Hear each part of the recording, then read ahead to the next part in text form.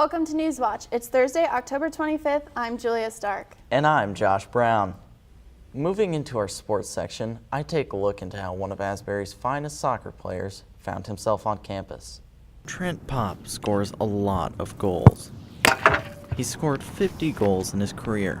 That's an Asbury men's soccer record. Trent has been at Asbury for 5 years, redshirting his freshman year. If it had been up to him, though, Trent wouldn't have come to Asbury at all.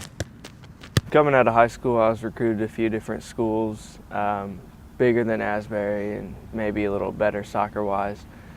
And my plan was to go to the best soccer school I could.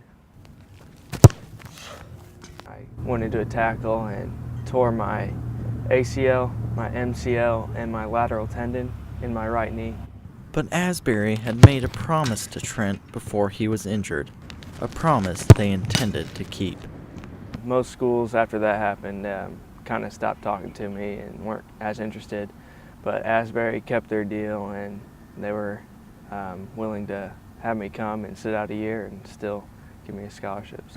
Although it was not the same as going to a Division I school, one of the things that Trent noticed about Asbury was the incredible fan support. We have very dedicated fans. They're always out here supporting us. It's raining, snowing, anything. Trent now looks forward to the future, but he's enjoyed the time he spent with the team. All the people I've had a chance to play with and just getting to know a lot of different guys has been the best thing for me. It's going to be different not being out there and just being with the guys every day. And it's going to be different for Asbury soccer without the name Trent Popp on the roster. With Newswatch Sports, this is Josh Braun. I guess I should thank myself for that awesome package. Nice work, Josh. You really killed it. This week is off to a good start for both the men's and the women's basketball teams. Lady Eagles cruised to victory 103-78 against Midway on Monday night. Trania Barbie scored 43 points alone, the most points ever for any Asbury women's player. That also leads the NAIA this year, Division I or Division II. Fun little fact for you. The men's basketball team, as Coach Schaus mentioned in my package, got their start off very well against Cincinnati Claremont. They started off with a 28-2 run, and they held on to win 72-62, despite letting the Cougars back into the game late. At the beginning of the game, as mentioned before, Adam Delph was presented with the 1,000-point bowl, becoming the 15th player in Asbury history to reach 1,000 points. Delph also led the team with 18 points and added 10 rebounds and 7 assists.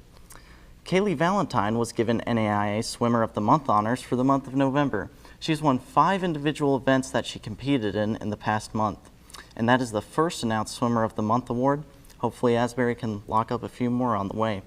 That's it for sports. Back to the desk with you guys. Thanks, Josh. Let's now go to Josh, who has our weekly sports update. Josh? Thanks, Julia.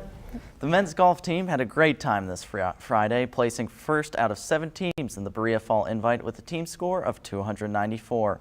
However, this week they faced a tougher test in the St. Catharines Fall Invite, placing 9th out of 11 with a team score of 657, which is about what I shoot on an entire round of golf myself. And that was only 5 strokes behind Georgetown and St. Catharines, who tied for 6th. The men's soccer team is back to their winning ways after 2 consecutive wins at home. The men hadn't won a home game since August 31st, but overcame an early deficit against Cumberland's University this past Friday to beat them 4-1.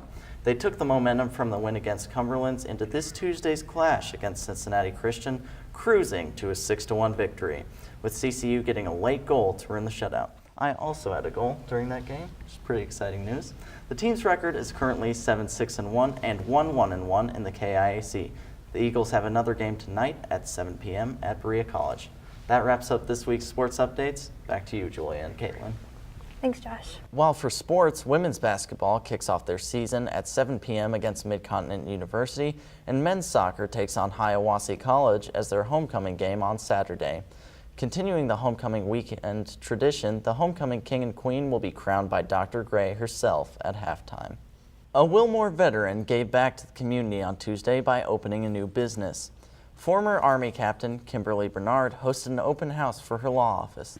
At the event, she discussed how Entrepreneurship Boot Camp for Veterans with Disabilities helped her launch the business. The program trains post-September 11th veterans in entrepreneurship and small business management. Bernard, an Asbury alumnus, had 1 month of online training and attended 8 days of military training at Syracuse University. Bernard said the training was mostly mental and that it allowed her to network with a variety of people. Before joining the Army in 2005, she received her law degree from University of Kentucky and her master's degree in international law from University of Aberdeen. Bernard was the first person in her class to start a business. Bernard said she wants to see businesses be successful. Following the open house, there was a ribbon-cutting ceremony. Executive Director of the Jessamine Chamber of Commerce, Amy Cloud, shared her feelings about Bernard and her new business. Bernard expressed her contentment with the support, and Mayor Harold Rainwater concluded the event. 1, 2, 3. Yay!